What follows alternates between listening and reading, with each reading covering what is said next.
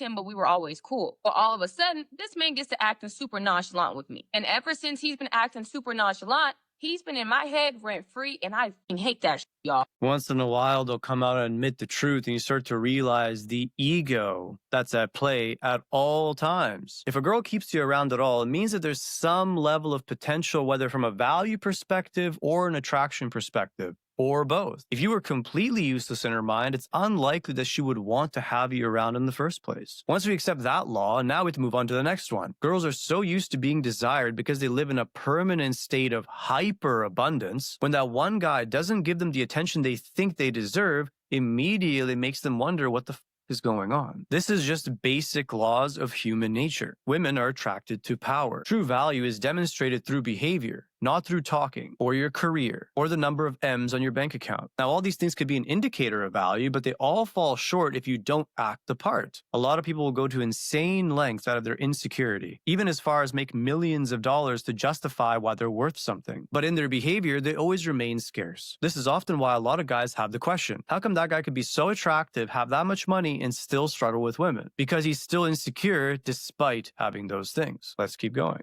So the other day, I'm on the phone with my sister, and I'm telling her about this man. And I'm explaining to her how this man has been in my head, living rent-free, just taking up space in my head. So my sis asked me, like, well, do you think you like this dude? And I'm like, I've been thinking about him so much, maybe I do like this dude. Then when I'm on the phone with her, there was a long pause, and my sister was like, you don't like this man. If she has to stop and ask herself that hard, if she has to ask herself that much, you feel me? Like, a girl knows whether or not she likes you without having to sit there and think about it for 5 minutes or for 10 minutes. She might have to think about why she likes you after she's decided, like, do you like him? Yeah. Why? But it's not that hard of a yes or no question. Then I'm like, you're right. I never liked this man. I don't like this man. But then there's another long pause, and I'm like, oh my God, do you know what it is? And she's like, what? I'm like, it's not that I like him. It's the fact that I want him to like me more than I like him. She's on the phone with me looking at me confused as hell, like, what the f is she talking about? And I'm trying to explain to my sister, like, that's it. It's the chase for me. I never liked this dude, but since he's been acting so nonchalant, it's giving me the idea that now I like him more than he actually likes me. So once I get this man back on my nuts, I won't have a desire for him anymore. And so that's part of what it is, guys. If she gives any indication of interest and you don't reciprocate at the same or higher level, she feels as if the power dynamics are weird because she's used to having dudes do whatever, grovel even, just to receive her attention and then to show that they appreciate it.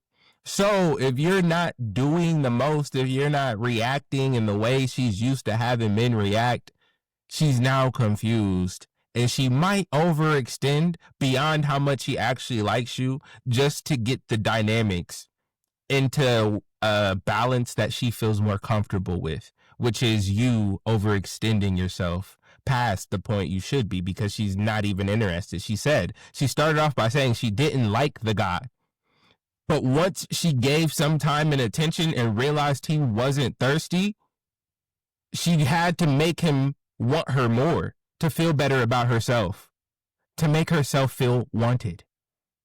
It was always the chase. Then I'm sitting there on the phone with my sister, y'all, and I'm like, nah, it's not the chase.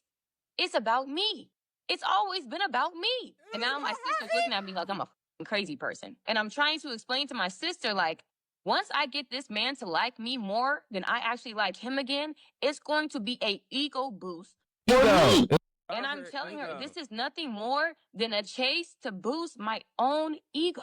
This girl's essentially now explained the fundamental difference between a girl that's only out there for attention and validation and a girl that actually likes you. For some reason, it's taboo to say this, but here's the truth. There is many women out there that have no problem using men to boost their own ego. They don't have any vested interest in him. They don't really care if he gains anything at all. They essentially just need him to validate themselves. A lot of times, this is how girls work through their droughts. They want affection, they want a guy, but there's no guy available. This can be one of the ways they use to get over cover their dry spells. This way they can meet all their validation requirements, but they themselves never invest anything, so they don't lose anything either. They're essentially setting up a one-way relationship. Guess whose fault that truly is? The guy's fault. The guy is always responsible for making sure that he's not in a one-way relationship. Unfortunately, there's too many nice guys out there that are going to forever just give endless amounts of validation for nothing in return and claim that it's the right thing to do. And that's where you have to realize a lot of girls are in it just for their ego. It makes them feel good to have someone interested, to know that you want them. I guess we probably need to thank them for doing the dirty work. Because the only person I'm thinking about in this situation is me. And my sister at this point is like, I get what you're saying, but you're insane. You're a true villain. And she's right. I'm making this video to tell y'all to be careful out there. It's a cold world we living in, y'all, but game is game, and I'm going to tell you exactly how to avoid a person like me from destroying your mental. As soon as the person that you're interested in stops giving you the energy that they started off with, you need to leave. No ifs, ands, or buts. And once they start to realize that you're trying to leave, they're going to start to breadcrumb you back in so that you don't leave and that they can once again win. So, to avoid getting your feelings hurt, all in all, just leave, y'all. There are some people in this world, y'all, that are willing to breadcrumb you into liking them. And once they know they have you hooked, they feel absolutely nothing and they leave you hooked. Because at the end of the day, y'all, you were only a pawn in a game to boost their own ego. I hope this helps. Please don't hate me. I love you guys so much. Bye.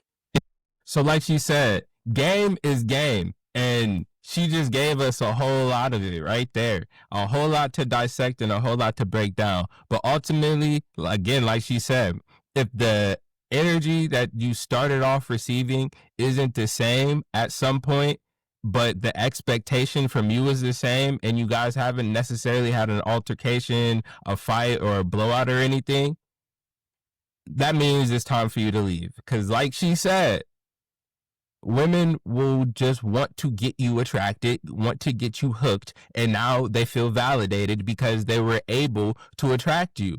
And it might be just because they think you're handsome. They might think you're financially well off. They might think that you have more going for yourself than for them, than they have going for them. So if they are able to attract you in their head, that means you guys are equals. And if they are able to make you want them more than they want you, they must be above you. It's a weird psychology game, and it sounds extra. But that's why a lot of guys get caught up in this, because we are not thinking about it this way. We're thinking if she's entertaining us, talking to us, giving us time, attention, or energy, there must be some level of interest, or there must be some chance that we'll end up in a relationship together. But like baby girl just said, it was being set up to be a one-way dynamic and one-way street to make her feel better from the beginning and to boost her self-esteem and ego. She was never considering you, what you wanted, or how you felt. So for that to begin to happen would mean that the whole dynamic of the relationship would have to shift, and she would have to restructure how she does relationships. Is that impossible? No. Is that something you can make happen? Hell no. That is a personal decision that has to be made within the heart and mind of the girl, of the woman. Like she said herself, she was sitting there talking about it and saying that, wow, this is crazy and I sound like a villain. Get someone to admit that to you and then to decide that they want to be better and different. I'll wait, and I'm not going to hold my breath. Oh, it's your boy Diesel. Like she said, game is game. Fellas, maintain your sense of self and your frame. Don't overextend yourself. Don't overgive. Don't rush to make a woman a centerpiece or a staple in your life before you know that she's also willing to do the same and is also equally invested in you. You feel me? And don't worry if a girl is going hot and cold with you. Sometimes she's just fighting herself.